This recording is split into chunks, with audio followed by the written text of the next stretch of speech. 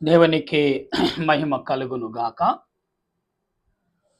ప్రభునందు ప్రియా దేవుని సంగమా, దేవుని బిడ్డలారా, ప్రభువు పేరట మీ అందరికీ వందనాలు. మరణాతా. ప్రియులారా, ఈ సాయంకాల సమయంలో దేవుడు మనకు అనుగ్రహించిన గొప్ప కృపను బట్టి, గొప్ప ఆలోచన బట్టి, గొప్ప తలంపును బట్టి అనే విషయాల్లో గొప్ప విశేషంగా మనం కలిగి ఉండవలసిన వారమై ఉన్నాం. గనుక దేవుడు నీకు నాకు అందించుచున్న గొప్ప ఆదరణ, మేలును సమకూర్చుకుని ముందుకు సాగే వారంగా మనం ఉండాలి. గనుక ఈరోజు దేవుని నామములో గొప్ప విశ్వాసమును నమ్మకము కలిగి ప్రార్థించే కృపను పరిశుద్ధాత్మ దేవుడు మనందరికి అందించునుగాక. ఆమేన్. ప్రియులారా, ప్రార్థన చేసుకుందాం. ఈరోజు దేవుని సన్నిధిలో మనము దేవుని యొద్దకు చేరుట, అంటే దేవుని సన్నిధికి చేరుట, ఈ మాటను దేవుడు మనకు అప్పచెప్తున్న మాటను బట్టి మాట్లాడదాం. ప్రార్థన. సర్వనీతిని సృష్టిని పరిపాలించుచున్న ఓ ప్రభువా, నీ కొందనాలయ్యా. ఏమిచ్చి నీ రుణము తీర్చగలను ప్రభా, ఏమిచ్చి నిన్ను కొనియాడగలను. ఎందుకంటే ప్రభా, మేము ఏ గోత్రానికి సంబంధించిన వారమో, ఏ శాఖకు సంబంధించిన వారమో, ఏ ఆలోచనకు సంబంధించిన వారమో అన్ని రకాలుగా బైబిల్ గ్రంథంలో క్లియరెన్స్గా మాకు ఇచ్చావు. నీకు వందనాలయ్యా. ఏమిచ్చిన రుణం తీర్చగలను. మనుషులతో మాట్లాడి మనుషులను శాపము గురవకుండా కాపాడుచు నీ రెక్కల నీడలో ప్రతి దినము పిలుచుచున్న తండ్రి, నీ స్తోత్రాలు. ఈ సమయంలో నీ దాసుడైన నేను నీ లేఖనముని చాతపట్టి నీ ఎదుటకు వచ్చి ఉన్నాను. వచ్చి నన్ను నా తలంపులు మరుగు చేసి నాలో మీరు నుండి నా కంఠసరిని బోరుగా వాడికిని పరిశుద్ధాత్ముడా, మీరే నీ బిడ్డలతో మాట్లాడమని ఆత్మరక్షణకర్త అయిన దేవదేవుని నామములో అడిగి ప్రార్థిస్తున్నాను పరమ తండ్రి. ఆమేన్. తండ్రి అయిన దేవుని సహాయము మనకు సదా తోడైండును గాక. ఆమేన్. ప్రభునందు ప్రియా దేవుని సంగమా, దేవుని బిడ్డలారా, మరొకసారి శుభాలు తెలియపరుస్తున్నాను. ఈరోజు దేవుని సన్నిధిలో చేరుట, అంటే దేవుని సన్నిధికి చేరి ఏం చేస్తాం? చాలా రకాలు విధానాలు ఉన్నాయి, చాలా రకాలు పద్ధతులు కలిగి కూడా మనం ఉన్నాం. అయితే కొన్ని విషయాల్లో మనము ఏ రకముగా ప్రార్థిస్తున్నామో అలాగా మనము ప్రార్థించే వారంగా ఉండాలి. కానీ ఈరోజు లూకాసు వార్త మొదటి పాఠముగా, లూకాసు వార్త 6వ అధ్యాయము 5వ వచనములో మనం చదువుతున్నప్పుడు, ప్రియులారా, దేవుడు మాట్లాడుచున్న ప్రతి మాట మనం అర్థం చేసుకోవాలి. ఇక్కడ మాట్లాడాలి. దేవుడు ఇక్కడ ప్రభు మాట్లాడుచున్నాడు. మనిషి కుమారుడు విశ్రాంతి దినమున యజమానుడు అని వారితో చెప్పను. అంటే దేవుడు విశ్రాంతి దినము లేకుండా కూడా ఈరోజు నీ కొరకు నా కొరకు ఎదురు చూస్తున్నాడు అనే భావం మనం కలిగి ఉండాలి. దేవుడు విశ్రాంతి దినము కూడా మరిచి నీ కొరకు ప్రయాసపడుతూ నిన్ను పరలోక రాజ్యము చేర్చాలని నీవు ఆయన సన్నిధికి వెళ్తున్నావు. అంతే. అన్ని సన్నిధిలో నీ ముఖ దర్శనం కనపరుచుకుంటే చాలు, దేవుడు తన క్రియలన్నీ కూడా చేయగలడనిది ఎంతో నిజమో మీకు ఈ సమయంలో ప్రభు సెలవిస్తున్నారు. ప్రియులారా, దేవుని సన్నిధికి మీరు చేరినప్పుడు ఆ సన్నిధిలో మీరు ఏమైనా మాట్లాడుతున్నారు, ఎలాగున్నారు అనేది వాక్య గ్రంథంలో మనం చదువుతున్నప్పుడు ప్రియులారా, దేవుడు అనేక రకాలుగా మాట్లాడుతూనే ఉన్నారు.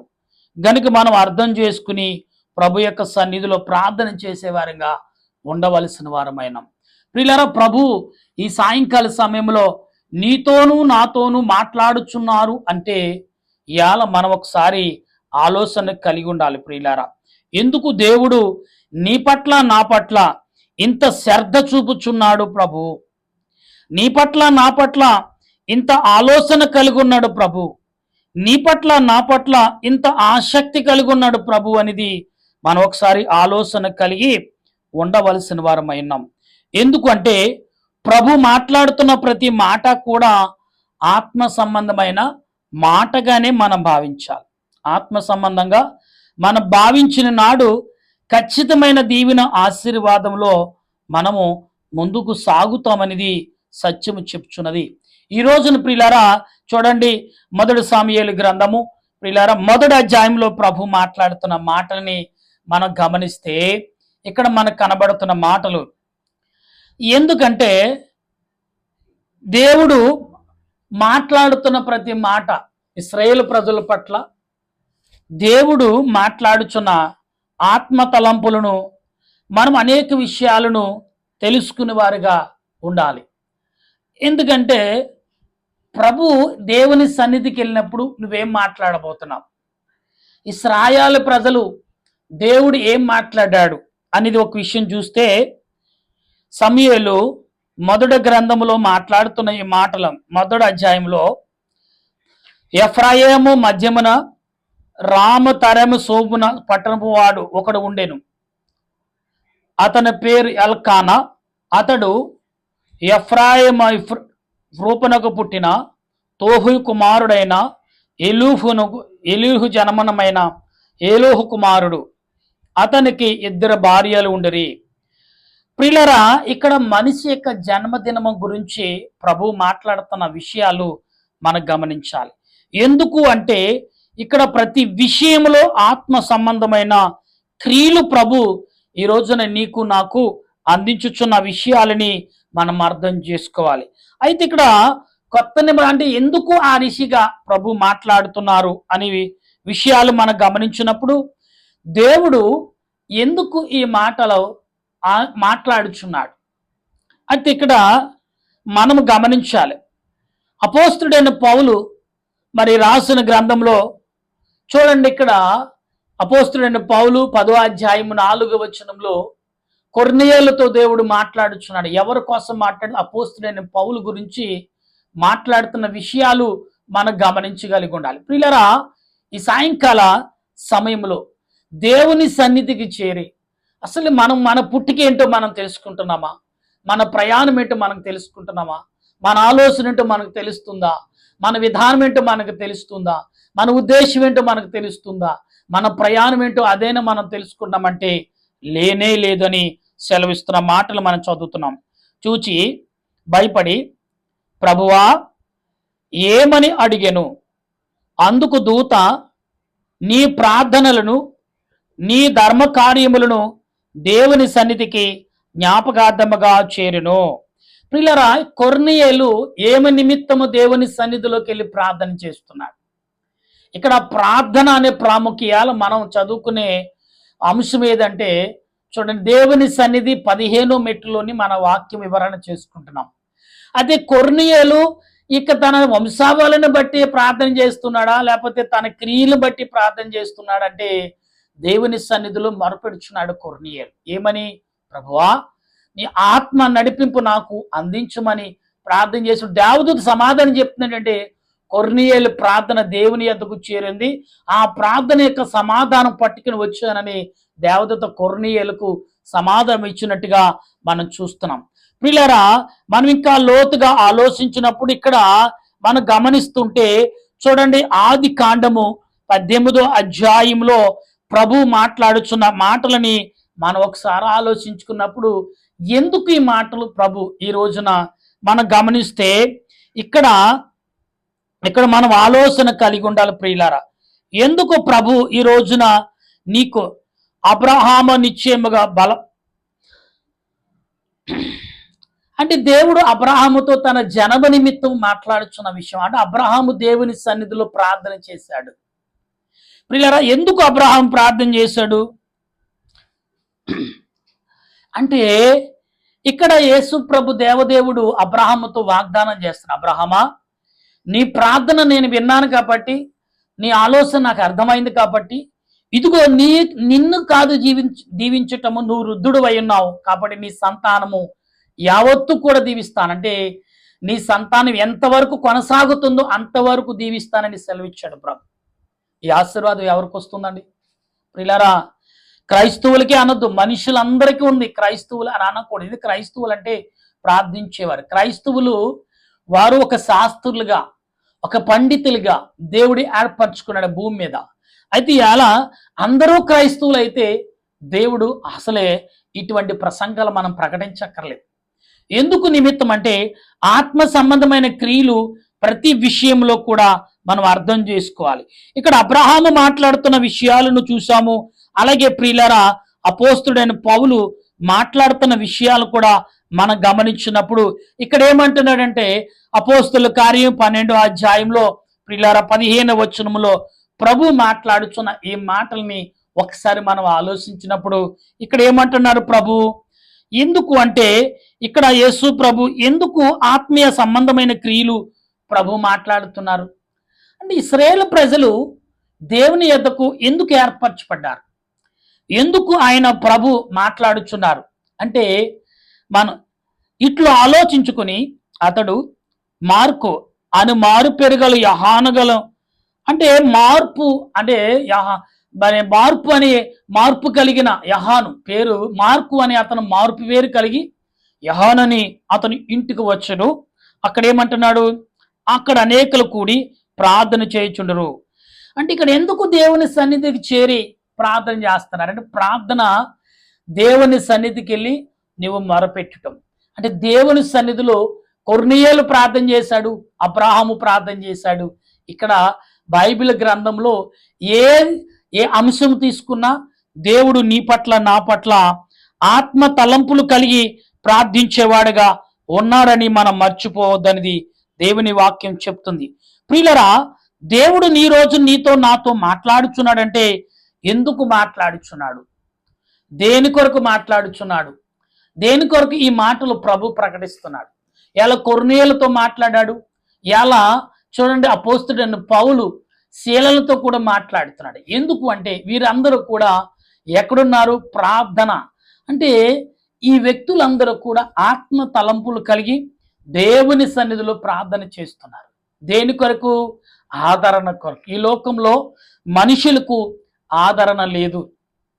ఈ లోకంలో మనుషులకు అసలు కొంచెమైన నెమ్మదనం లేక మనుషులు బ్రతుకుతున్నాం. ప్రియులారా, ప్రాంతాలుగా భాషలు వేరైనా, ప్రాంతాలు వేరైనా, దేశాలు వేరైనా, పట్టణాలు వేరైనా, గ్రామాలు వేరైనా, మనుషులు వేరైనా కానీ ప్రియులారా మనిషికి మనశ్శాంతి కురువైపోయింది. ఇవాళ చాలా మంది ప్రశాంతత కొరకు వెతుకులాడుతున్నారు. ప్రభు ఏమన్నాడు తెలుసా? ప్రయాసపడి భారమోచిన సమస్తమైన జనులారా మీరు నా యొద్దకు రమ్మని పిలిచాడు. అంటే ఈరోజు కొర్నేలు కానీ, అపోస్తుడైన పౌలు కానీ, అబ్రహాము కానీ, మన పితరుడైన అబ్రహాము కానీ ఇక్కడ ఎందుకు ఇన్ని గోత్రాలు కలిగిన మనుషులను దేవుడు ఏర్పరచుకున్నాడు, వారిని సరి చేసుకుంటూ ఎందుకు వచ్చాడు ప్రభు? దేవుడికి తెలీదా? అన్నీ తెలుసుంటే మనుషులు దేవుని ఎడల ఎంత నిబద్ధత కలిగి ఉన్నారు. నిబద్ధత అంటే ఎంత నమ్మకం కలిగి, ఎంత విశ్వాసం కలిగి, ఎంత భక్తి కలిగి, ఎంత భయం కలిగి ఉన్నారో ప్రభు తెలుసుకుటకు వీరందరినీ పిలుస్తున్నాడు. ప్రియులారా, దేవుని సన్నిధికి వెళ్ళినప్పుడు ఊరికనే ఉన్నాం కదా, ప్రభా నా బిడ్డల పరిస్థితి ఇది, ప్రభా నా బిడ్డల పరిస్థితి ఇది, నా కుటుంబ పరిస్థితి ఇది, నా జీవితం పరిస్థితి ఇది, నా లోకంలో ఇదిగో ఈ రకమైన రీతి. ఇప్పుడు చాలా మంది ఏమంటారు, మొదటిది డబ్బు కొరకు, ఆస్తుల కొరకు పరుగులెడుతున్నారు. ఎంత పరుగులంటే సాటి మనిషిని ఏమి చేయటం. మూడోది ఏంటంటే పేరు కొరకు. ఈ మూడే ప్రాముఖ్యమైపోయింది. అది రాజకీయ నాయకులైనా, మరొకరైనా ఒకరినే ఏలెడు చూపించడం కాదు. రాజకీయ నాయకులు కదా, వారికి ఆదాయం వస్తుంది, ఏదైనా లేదు. వారు ఇవాళ ప్రజలు పరిగెడుతున్నారు, ప్రజలని వారు మెప్పించుటకు వారు పరిగెడుతున్నారు. ఎందుకంటే ప్రజలు ఆసక్తి కలిగి ఆశ కలిగి ఉన్నారు కాబట్టి నాయకులు కూడా వారి ఆశని ఏం చేసుకున్నారంటే నాయకులుగా బలమైన పేరును సంపాదించుకోటకు ప్రయత్నం చేస్తున్నారు. ప్రియులారా, ఈ రోజును నీవు కానీ నీ కుటుంబం కానీ దేవుని సన్నిధిలో ఉంటే ఖచ్చితంగా దేవుడు ఏమన్నాడు తెలుసా? ఇక్కడ కొర్నేలుతో మాట్లాడి ఏమన్నాడు? కొర్నేలు, నీ ప్రార్థన దేవుని యొద్దకు చేరింది, అందుకే నీకు సమాధానం ఇవ్వటకు నేను వచ్చాను, దేవుడు పంపించాడని దేవదూత చెప్తుంది. ప్రియులారా, ఈరోజు నీవు కానీ నేను కానీ మనమందరము కూడా సామాన్యమైన మనుషులు అండి. ఎలా ఏదేదో చూస్తున్నాం. ఒకప్పుడు ఏమీ లేని కాలంలో ప్రశాంతంగా బ్రతికిన రోజులు ఉన్నాయి. ప్రియులారా, ప్రశాంతమైన ప్రకృతి ఆహారము తిని జీవించిన దినాలు. ఇలా ప్రకృతి ఆహారమును విషముగా మార్చి ఈరోజు మనం తింటున్నాం. ఎవరో కాదండి. దేని కొరకు? ధనము కొరకు, ఆస్తుల కొరకు, పేరు కొరకు. ఈ మూడే మనుషులలో మహాభయంకరంగా ఎంత దారుణంగా చేరిపోయింది అంటే, అస్సలు నన్ను మించిన వాడు లేడు అనే పీచుకి అంత ఎత్తుకు చెక్కిపోయారు మనుషులు. ప్రియులారా, వాడిని దింపడం చాలా కష్టమండి. ఎందుకంటే మనిషిని మార్చడము దేవుని వల్ల తప్ప మానవ వల్ల అవుతుందంటే అవుతుంది. అప్పుడు వారికి ఏదో అనారోగ్యం కానీ, లేదా బలహీత కానీ, లేదా సమాజంలో వారి ఆస్తులు కరిగిపోవటం కానీ రాత్రి కాలం చెప్పాను కదా.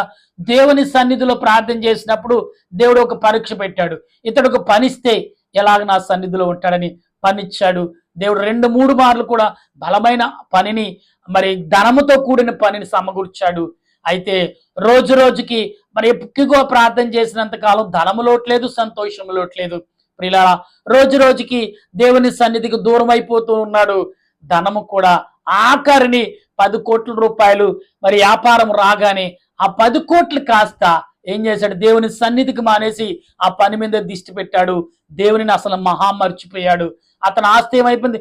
10 కోట్లు పోయి ఈ సుమారు దేవుని సన్నిధిలో ఉండి సంపాదించుకున్నది కూడా కరిగిపోయిందంట.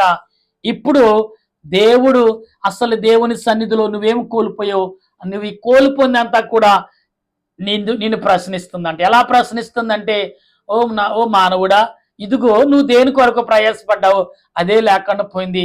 ఇదిగో మొదట ఏమీ లేనప్పుడు నీ తండ్రిని ప్రేమించావు, ఏమీ లేనప్పుడు నీ తండ్రి ఒడిలో ఉన్నావు, ఏమీ లేనప్పుడు ప్రభువాని ప్రార్థించావు, ప్రభుతో బాగా సన్నిహిత కలిగి ఉన్నావు. ఇప్పుడు ఆస్తి వచ్చింది, ఈ లోక ఆశలు పెరిగినాయి, లోక ధనం పెరుగుతుంది, లోకంలో వ్యాపారం పెరిగింది, కానీ దేవుడిని విడిచిపెట్టేశావు. ఇదంతా ఇచ్చింది ఎవరు?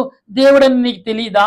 తెలుసుండు కూడా ఎందుకు ఇంత తప్పు చేశామని ఏమండి ధనము, ఆస్తులు, అంతస్తులు వెళ్ళిపోతంట మనిషిని ప్రశ్నిస్తున్నాయంట. ఆ మనిషికి దగ్గర సమాధానం ఉంటుందా? ఉండదు. అందుకే మన అంశం ఏంటంటే దేవుని సన్నిధిలోకి వెళ్ళి మొరపెట్టుట.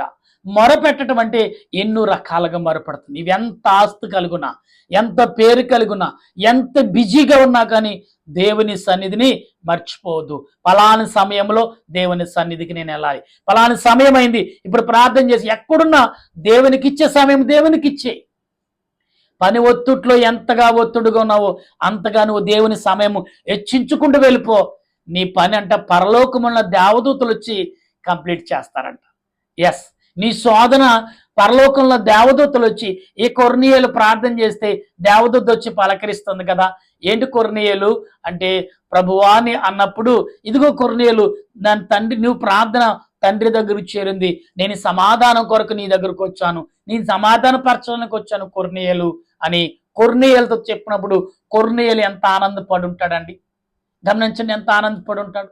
నా ప్రియమైన దేవుని సంగమా, దేవుని బిడ్డలారా, ఈరోజు కొర్నియేలు నీతో నాతో మాట్లాడుచున్నారా?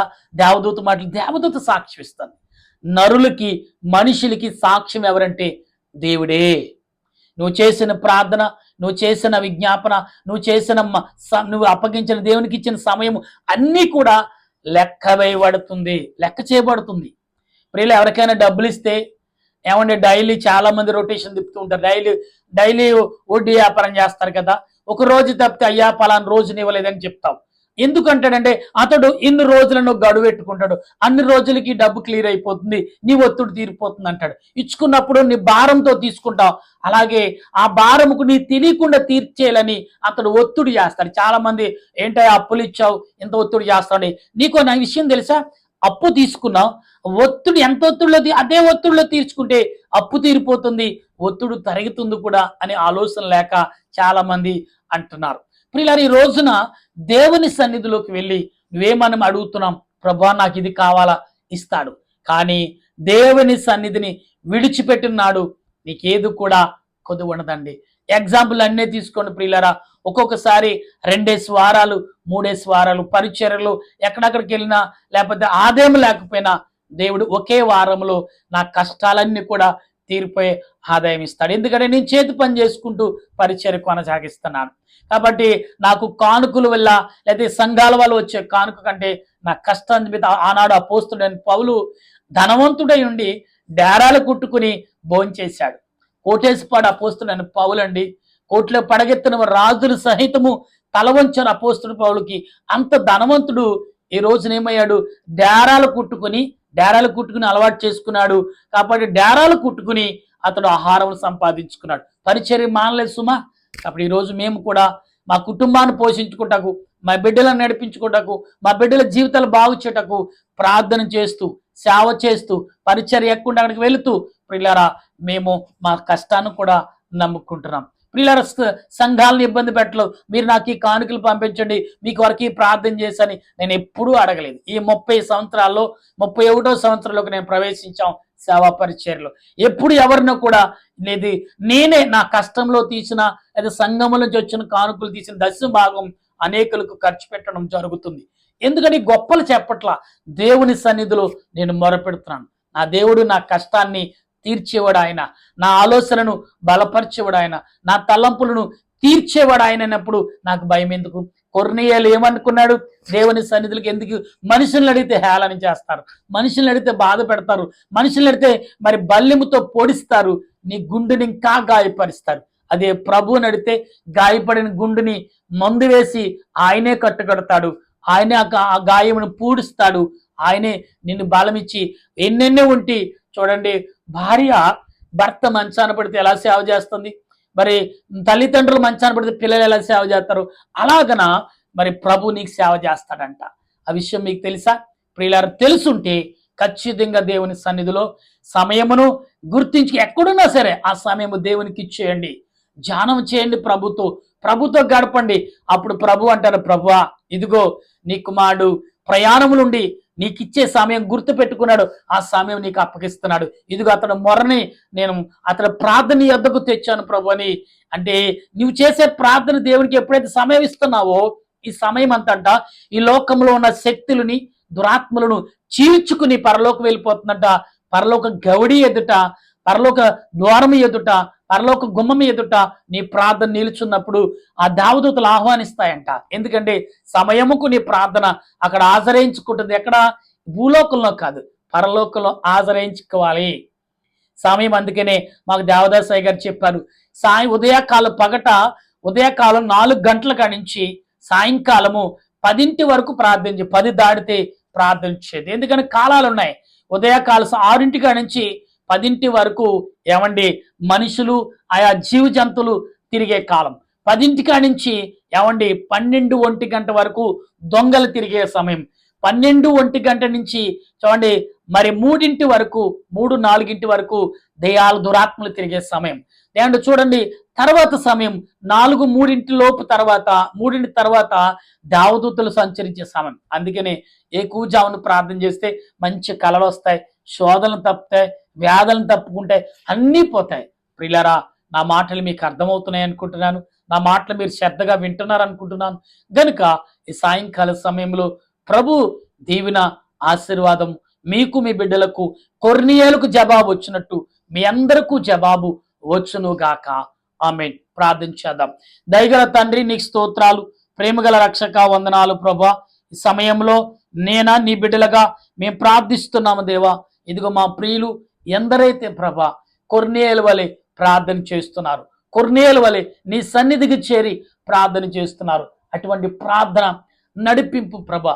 ఆనాడు అబ్రహాము ప్రార్థన చేస్తే నీవే సమాధానం ఇచ్చావు, అబ్రహాము వంశావళంతుడిని దీవించావు. ఈనాడు కొర్నేలియు తన కష్టము కొలది నీ సన్నిధిలో చేరాడు, ప్రార్థన చేస్తే కొర్నేలియు ఇదిగో నీ ప్రార్థన తండ్రి యొద్దకు చేరింది, నేను సమాధాన పరచడానికి వచ్చానని దేవదూతే సమాధానం చెప్తుంది. ప్రభా, ఈరోజు మాకు సమాధానం కావాలి దేవా. నీ ఆలోచన చేత, నీ కృప చేత మమ్మల్ని నింపండి, బలపరచు. మా ప్రియులు ఎందరైతే ప్రభా నాయన నీ సమాధానం కొరకు నాయన కన్నీటితో నీ సన్నిధిలో మొరపెడుతున్నారు, ఆనాడు అపోస్తలులైన పౌలు శీలలు ఎలాగైతే ప్రార్థన చేశారో ప్రభా, ప్రార్థన కొరకు సన్నిధిని వెతికారు, ఈనాడు నీ బిడ్డల సన్నిధిని వెతుకుతూ నీ సన్నిధిలో మొరపెడుచుండగా వారి మొరను ఆలకించండి. మా ప్రియులు తండ్రి అనేక చోట్ల నుంచి వింటున్నారు, అనేక చోట్ల నుంచి ప్రార్థన చేస్తున్నారు. ప్రతి బిడ్డను, ప్రతి హృదయమును ఆలకించి బలపరచమని ప్రభువా, ఈ సమయంలో నీ ఆలోచన క్రియల చేత, నీ తలంపుల చేత, నీ ఉద్దేశాల చేత మమ్మలను, మా తలంపులను, మా ఆలోచన క్రియలను బలపరచు నడిపించమని ఈ సాయంకాల సమయంలో ప్రభా మాకు తోడై ఉదయకాలం తోడై ఉన్నాం, ఈ సాయంకాలంలో మాకు తోడుగా ఉన్నాం.